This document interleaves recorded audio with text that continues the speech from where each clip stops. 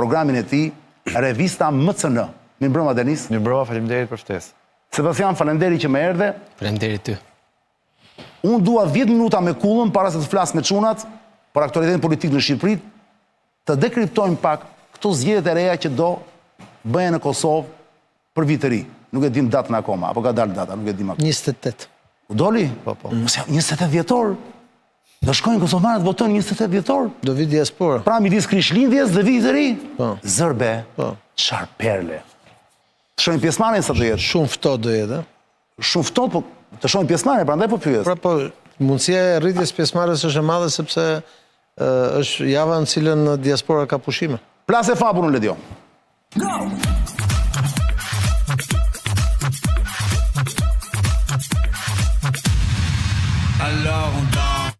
Dhe me siguri Ledion, ndërkohë që Kulla flet, do na nxjerrë 2 hartat elektorale për të kuptuar se sa ndryshojmë si nata me ditën Shqipëria dhe Kosova për sa i përket pluralizmit demokratik nga njëri vend te tjetri.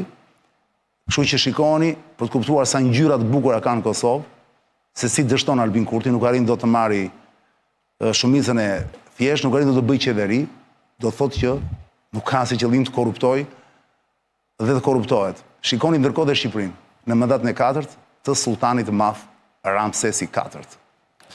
Ndërkohë që më vijnë mesazhe në celularin tim, kemi parashikimin e Kullës për zgjedhjet. Ky është momenti jot Kulla, koha filloi, ora është 22:13 minuta, në orën 22:23 minuta kemi mbaruar. Në 11 shkurt të këtij viti, që koincidon me emisionin që bëm pasi ishte arrestuar kryetari i Bashkisë Tiranës Erion Velie. E kemi edhe sinkron çani.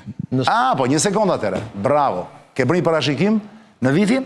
Në 11 shkurt të këtij viti. Po, shikoni parashikimin e Kullës. Në raport me zgjedhjet që u bën. Në raport me zgjedhjet që u bën. Po. Jo që me ato që u bën. Po tani do më japësh një parashikim për ato që do bëhen. Sigurisht po. Shoh një parashikim me ato që u bën të Kullës në 11 shkurt të vitit 2025. Pra i bie sa muaj përpara, tani bëhen vetë llogarinë. 10 muaj përpara. 10 muaj përpara. Po. I jepi Ledion. Ekziston dhe një mundësi tjetër që asnjëra palë të mos bëjë numrat për qeveri dhe të shkojnë deri një 6 muaj kështu përpjekje për të bërë qeveri me qeveri teknike siç janë kështu, domethënë, prapë me Kurtin kryeministër. E kuptova. Dhe shpallën zgjedhjet parakoshme dikur nga vera, prapë.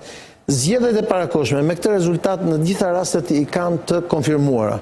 A i bëjnë në verë tani pas 6 apo i bëjnë dhe presidenti pas një viti, kjo mbetet për tu parë. Ti thua kjo meriton Ledio. E ke gati? Apo dal blofun, dal huq. Një super big up për Kullën.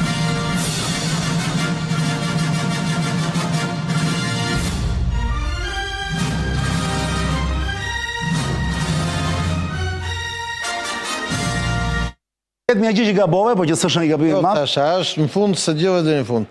A është 6 muaj, shkon deri në fund vitit të nuk e dim. Jo, the në verë pra. Po në fund nuk e djove pjesën, në fundit kam thënë. A është 6 muaj, shkon deri në fund vitit të nuk e dim. Dakor, okej. Pra e korrigjove në fund, je pa parë. Kulla, le të hyjmë në temë direkt, vlla. Të gjitha i dim, Albin Kurti nuk arrit dot të bëjë qeveri, me këtë që kam qef emrin e këtij unë Glauk. Konjufsa. Konjufsa, çfarë emri dhe emri i bukur është ai Glauk Konjufsa, është një perl. As kur ta kishim një shef në Shqipëri, një udhëheqës me emrin Glauk Konjufsa. E sa qef kam se është dhe Glauk, është emri i bukur shumë Glauk, emri i vjetër shumë, dhe është ajo C-ja në fund që më pëlqen shumë, Konjufca. Se thuash, nuk është tamam gojim, se ka atë ca në fund. Ka parasysh hop, jep një këshuaj, po nëse këto janë çmenduritë e mia, jepi Kulla. Zgjedhjet e fundit vendore nxorrën vetëvendosjen me 6 bashki që si ka pas ndonjëherë. Nxorrën dhe LDK-n me 6 bashki dhe bashkitë e tjera, këto partitë e tjera erdhën në rënje. Konfirmuan aleancën e Ardhmërisë Kosovës të Ramush Haradinajt në zonën e tij dhe është ajo harta që ti ke aty. Kush doli më mirë këto zgjedhje një herë, për t'i thënë shqiptarëve të Shqipërisë sepse se kanë kuptuar? Jo, dolën pak ashtu. LDK-ja doli më mirë? LDK-ja doli më duket më mirë këto zgjedhje lokale? Jo, LDK-ja dhe vetëvendosja kanë dalë barabartë, 6 bashki me 6 bashki. Po, LDK-ja mori Prishtinën. Po mirë, ka marrë gjithmonë LDK-ja. E ka pas gjithmonë. Edhe ishin në ballotazh me vetëvendosjen. Pra, nëse do të përsëritet ky rezultat i zgjedhjeve vendore në zgjedhjet e përgjithshme, sërish del forcë e parë me diferencë të madhe vetëvendosja. Dhe sërish vetëvendosja nuk bën dot qeveri. Pra i bie? Prit. Po, dakor. Prit. Ka ndodhur një ndryshim ndërkohë. Për shkak të disfatës që pati Partia Demokratike e Kosovës në bastionin e saj historik, që është Drenasi, ku ata nuk kandiduan kryetarin që ishte dhe që është akoma Ramiz Ladrosi, që ishte i partisë tyre, dhe kryetari i partisë vu veton dhe vu dikët tjetër i cili humbi, Partia Demokratike e Kosovës, kryetari i partisë dha dorëheqje dhe u largua për ta mshuar këta tanat që s'japin dorëheqje as nga Federata e Shtapit. Po, ky thuaje, ish këngëtari, Memli. Memli Krasniqi, dhe kandidati që kishin për kryeministër në zgjedhjet e fundit u bë Bedri Hamza u bë kryetar partie. Dhe Bedri Hamza tha një fjalë. E tha tani? Po sa u bë kryetar? Unë nuk kam më vjet ku që tha për vetëvendosin. E tha në konferencë. Që do me thënë? Që do me thënë që mund të bashkëpunoj me shumë gjas pas këtyre zgjedhjeve, nëse krijohet nëse krijohet një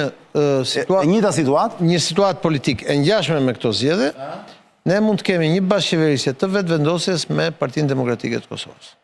Ose ti e parashikon këtë skenar? Ose mbas asaj që është ose partitë e opozitës pra që janë në Kosovë do jenë detyruar gjitha të bëjnë një koalicion të gjerë, po që është shumë e vështirë duke njohur ata, në mënyrë që ata të mos e lejojnë vetëvendosjen të marrin numrin magjik të deputetëve për shkuar në bashkëqeverisje.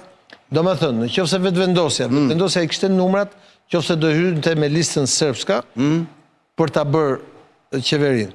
Por vetëvendosja nuk e bënte këtë gjë sepse shkatërrohet politikisht nga brenda. Po pse lista serbska ishte e gatshme që ta pranonte këtë bashkëpunim? Ata hynë në qeveri me kë, sepse është i tillë formati në Kosovë. Ata hynë në qeveri me kë merr pushtetin nga ana. Ata kanë qenë në qeveri përpara më. Po pra, po vetëvendosja nuk i futin qeveri dhe ata ishin ata që pastaj dolën nga institucionet, u destabilizua Kosova e tjerë. Pra, situata shumë e ngjashme me çfarë ishte, pra nëse bëhen sot zgjedhjet, unë mendoj që pak a shumë ripërsëritet po njëjti rezultat, me të vetëm diferencë që me një kryetar të ri, me një palë zgjedhje të reja, hapet mundësia o për një koalicion parazgjedhor të gjithë partive opozitare që unë e shoh shumë vështirë, ose për një koalicion postzgjedhor vetëvendosje PDK në kushtet dhe në rrethanet të reja. Thaçi nga burgu i Hagës, do ishte dakord me këtë? Varet shumë edhe se si shkon gjykimi. Po nëse do të kishte një marrëveshje mes dy forcave qeverisë që dhomat e gjykimit special të spostohen nga Haga dhe të vinë në Kosovë, pse jo? Mund ta pranoj kush e ka në dorë këto? Varet se si shkojnë zgjedhjet e reja dhe ka Parlamenti i Kosovës. Po pra, me sa vota, me 2/3 apo me shumicë? Do një votim të cilësuar, po megjithatë do një konsensus ndërkombëtar që nuk është kaq e lehtë, sidomos duke patur evropianët kundër, po duke qenë që Kosova në këtë vit ka kaluar një lloj izolimi edhe europian, edhe amerikan, është ngrirë dhe ajo marrëveshja e bashkëpunimit, do të jetë e nevojshme që të ketë një koalicion post-zgjedhor, sepse pas 4 muajve atje zgjidhet presidenti i Republikës dhe presidenti i Kosovë ka një mënyrë zgjedhje të cilësuar dhe është e pamundur ta bësh pa koalicion. Pra, do të jemi përballë faktit që do kemi zgjedhje, nëse vetëvendosja, siç unë e parashikoj, konfirmohet forcë e parë dhe besoj që do konfirmohet forcë e parë me diferencë, por prap nuk bën dot qeveri, do jetë detyruar të bëjë një njëjtën skemë. Ose do të kemi të kundërtën, këtë do ta shohim gjatë kësaj jave, nëse do kemi koalicion parazgjedhor mes forcave politike. Tani kulla parte të lë të ikësh për qefin tënd dhe mos të mbajmë më, se boll të lodha, unë të lexoj një mesazh që më ka ardhur nga një personazh që nuk e njoh fare, kam ftuar në studio, po ishte këtë fundjavë në Shqipëri, kam ftuar në studio sepse më duk shumë interesante. Mesazhi më shkruan, nuk e njoh kush është, quhet Vlera Gjakova. Keni dëgjuar ndonjëherë ju për këtë zonjë? Jo. Vlera Gjakova. Shi çfarë mesazhi më dërgoi? Mund ta ketë Vlera dhe është nga Gjakova ndoshta po. Nuk duket nga shkrimi që ka bërë, nuk duket se si dialekt, pra duket sigurisht nga Shqipëria. Po nuk e di. Shiko çfarë shkruan kulla. Shuar shumë gjëra 26 vjet, shumë njerëz Kosovë flasin shqipen sikur të kenë lindur në Tiranë. Nëse të shohim. Megjithatë, ndodhet Paris, prandaj nuk erdhi.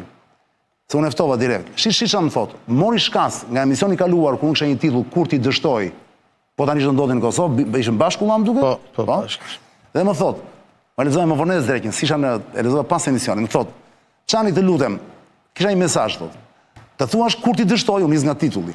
është versioni i thjeshtë i ngjarjes, më shkruan Vlera. Por në fakt, dështimi i tij është i dizajnuar, thot, ta dëgjojmë deri në fund. Ai nuk dështoi rastisht, ai dështoi sepse kështu deshi, kjo është strategjia. Kur një kryeministër lën 9 muaj vendin pa qeverisje funksionale, shkruan Vlera Gjakova, pa marrëveshje të brendshme dhe pa koordinim institucional, nuk është pa aftësi. Është përgatitje e terrenit për një formë të re të konsolidimit të pushtetit. Gjeni me vëmendje. Vakumi i zgjatur, sipas Vlerës, nuk është gabim, është mjet. Vakumi i zgjatur nuk është gabim, është mjet, ka dhe një gjuhë brillante kur përdorur. Vakumi i zgjatur nuk është gabim, është mjet. Sepse vakumi krijon panik, paniku krijon konfuzion. Konfuzioni krijon varësi dhe varësia krijon autoritet absolut. Niveli i lartë. Dhe këtu vjen thelbi filozofik, vazhdon Vlera Gjakova, 2 pika. Liderët që ndërtojnë pushtetin mbi krizën nuk qeverisin kohën. Ata qeverisin ankthin. Qytetari nuk voton më për program, shkruan Vlera, voton për stabilitetin imagjinar që vetëm ai pretendon se mund ta sjellë. Për këtë arsye, vazhdon Vlera, zgjedhjet e ardhshme nuk janë thjesht procedurë demokratike, janë instrument legjitimimi. Mos harrojmë, vazhdon Vlera, edhe dimensionin tjetër, zgjedhjet e presidentit po afrohen. Për në Kosovë ka fjalë. Sa po ta përmenda? Pikërisht pa. Çdo krizë e zgjatur e rrit peshën e tij negociuese, pra të Kurtit. E amplifikon mitin e tij politik dhe e forcon pozitën në agjendën e ardhshme kushtetuese. Në një vend ku institucionet janë ende të brishta, vazhdon Vlera Gjakova, kush kontrollon narrativën e krizës, kontrollon dhe arkitekturën e pushtetit. Pyeta, kjo është, këtu dallohet gojimi nga jo gojimi. Kjo vetëm gojime nuk është. Është niveli i lartë. Nga mënyra se si e ka formuluar. Pra pyetja, vazhdon Vlera, nuk është pse dështoi Kurti. Pyetja është, a ishte ky dështim mënyra më e rafinuar për të fituar më shumë se një mandat qeveritar, për të hyrë në logjikën e pushtetit absolut. Dhe këtë e ka si pyetje Vlera. Nuk e thot, nuk është konstatim, e ka pyetje, ngre si pyetje. Pra, ishte ky dështim mënyra më e rafinuar për të fituar më shumë se një mandat qeveritar, për të hyrë në logjikën e pushtetit absolut? Nëse të duket e vlefshme, mund të zgjeroj dhe në dimensionin gjeopolitik, thot, me krahasime historike, po dhe me narrativ më të ashpër për publikun. Debat të këndshëm Vlera Gjakova, unë lexova me vonesë atë ditë kur kishte mbaruar emisioni. Po kjo gjë vlen dhe për sot. Vlen dhe për sot. Po sigurisht. Fikse të flasim për Kosovën. Kjo gjë vlen dhe për sot, aq më tepër që Je dakord me Vlerën Okulla? Po në shumë pika jam dakord, aq më tepër që kjo vlen me faktin që ky zotëria ndeti edhe një vit kryeministër pa fituar, pa patur mundësinë për të bërë 61 deputet. Cirki pa parë. Po sepse paaftësia e opozitës atje është e jashtëzakonshme për të mos u marrë vesh me njëri tjetrin. Të mos u bashkuar. Nëse opozita sot do të krijonte një listë përbashkët me atë listë zgjedhore që kanë ata. Unë viste kur ti thua. Proporcion, po sigurisht. Nga ndonjëherë matematika nuk ka lidhje shumë me frymën. Jo, po është mënyra se si është nda, dhe sot po të bëjmë bashkë ata. Pra, nëse do të ketë një koalicion parazgjedhor, një listë vetme, PDK, LDK, AAK ose edhe Nisma, sigurisht që kur të humbet zgjedhjet kalon opozitë. Metat Okulla, parashkimi më bërë për zgjedhjet e ardhshme, nuk e ndave dot, më the 2 skenar. O do bëj tash fiton Kurti del forcë parë, e ka të pamundur të bëjë qeveri. Njësoj si zgjedhjet e kaluara, po.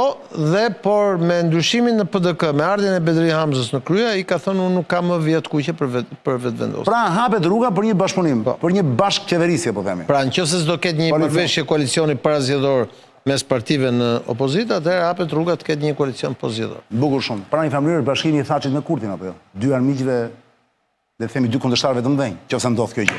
Kulla falenderoj jashtë masë. Faleminderit juve. Një sekond. Mos u ngri, do them kur do ngrihesh. Ledjo, ky është momenti të kujtojmë gjithë dynjan që mos futin çdo lloj zorre që u der përpara në makinën e tyre, dakor? Shumë e rëndësishme. Do shkoni vetëm te SPO Ili miq, të ruani makinën tuaj, performanca e motorit është brillante, atje benzinat e nafta nuk janë fake, janë të vërteta. Kështu që unë sugjeroj, nga që e bëj vetë, informacion utilitar është që po bëj për ju, shkoni te SPO Ili, vetëm atje, shikoni logon, nuk do të harroni dot, shumë e bukur. Karburantet janë brillante, ka gjithandej. Çdo cep ka SPO Ili, dhe mos shkoni në vende të tjera se do hani dynjan. Dakor? Ruani makinën tuaj sa të mundeni, duke shkuar në karburantin e vërtet. The fuel of champions. Bravo Said. Miku i vjetër Saidi, që është pronari i SPO Ili. Pa parje. Dhe ndërkohë ndërkohë që Kulla largohet, ne do bëjmë një pauzë, sa largohet Kulla apo s'ka nevojë? Po. Duhet bërë pauzë tani prap? Po. Dakord, në rregull. Të vinë ato Ledio.